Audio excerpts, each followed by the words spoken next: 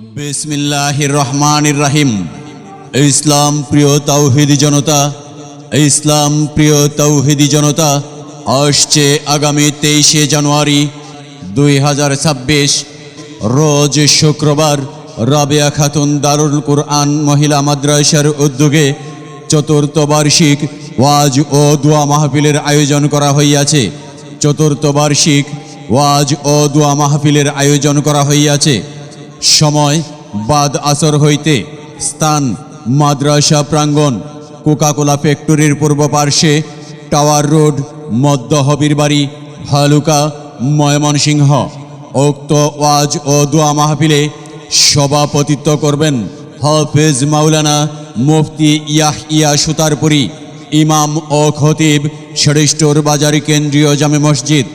উক্ত ওয়াজ ও দোয়া মাহফিলে সহ সভাপতিত্ব করবেন জনাব মোহাম্মদ আলী শেখ, প্রতিষ্ঠাতা মুহাম্মদিয়া জামে মসজিদ, ও জনাব নূর মোহাম্মদ শেখ, সহ সভাপতি অত্র মাদ্রাসা।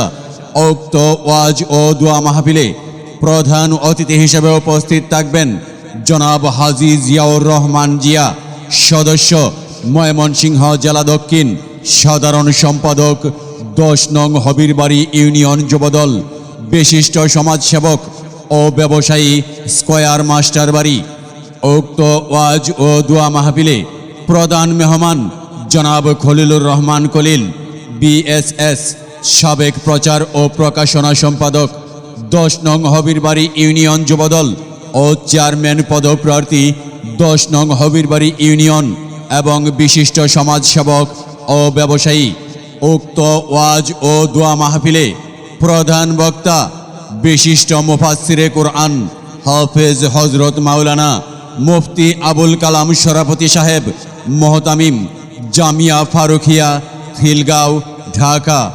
উক্ত ওয়াজ ও দোয়া মাহফিলে বিশেষ বক্তা হিসেবে ওয়াজ ফরমাইবেন হাফেজ মাওলানা আবু মুহাম্মদ আব্দুল কাইয়ুম, সাবেক ইমাম, জামে আল ইশরা, বাহরাইন।